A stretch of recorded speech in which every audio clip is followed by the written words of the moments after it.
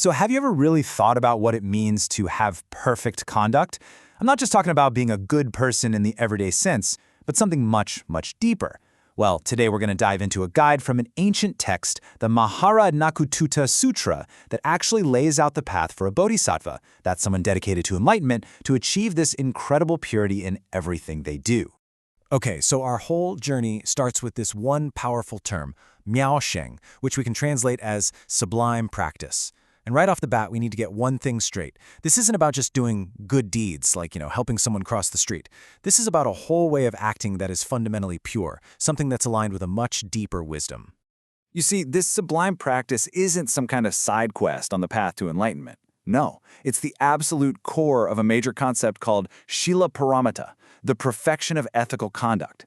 Think of it as the bedrock. For anyone who's serious about this path, this is the essential foundation you have to build before anything else can even begin to stand firm.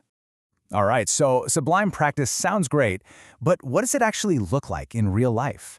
How do we even start? Well, lucky for us, the sutra doesn't just leave us hanging with a big idea. It gives us 3 very concrete pillars that, get this, cover every single part of our existence. And here they are: body, speech, and mind. It's a completely holistic system.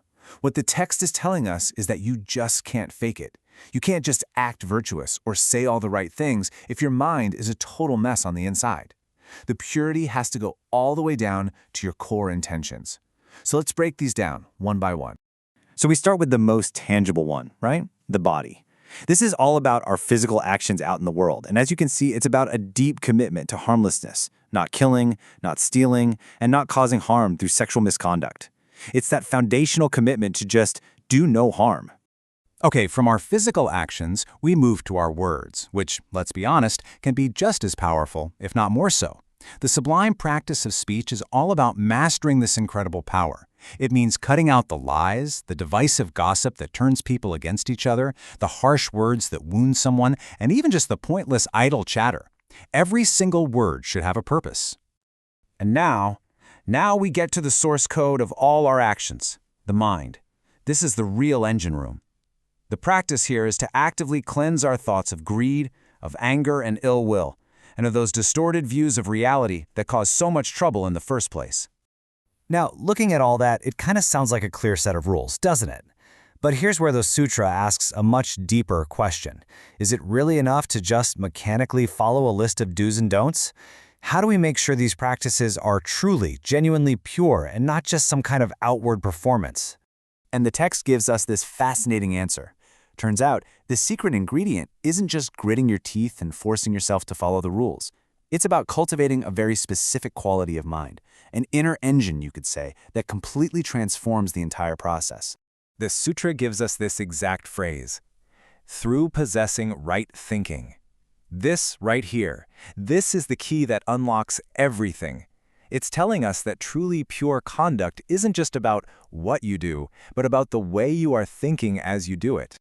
So what is right thinking? It's that conscious, active reflection on our actions. It's asking why we avoid these things. It's about really understanding the nature of these actions and their consequences, instead of just blindly obeying a command.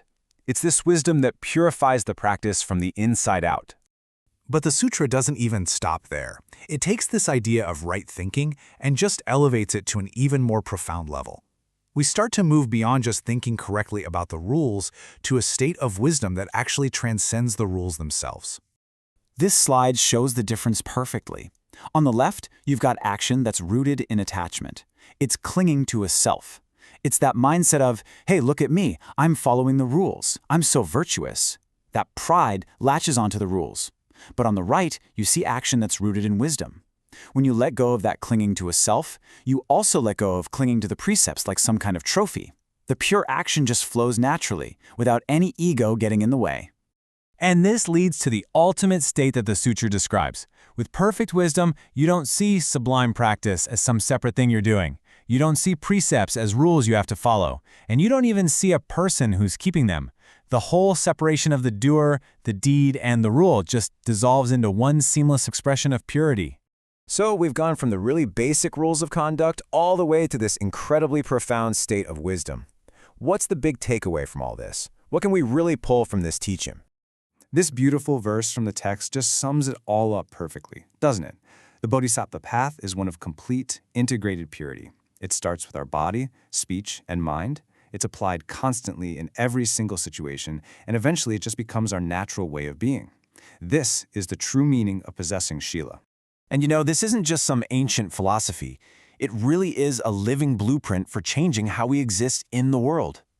Which leaves us with a very direct question for our own lives. In our busy, modern world, with all the notifications, deadlines, and social pressures, how can we actually start to practice this? How can we cultivate real purity in what we do, what we say, and most importantly, what we think?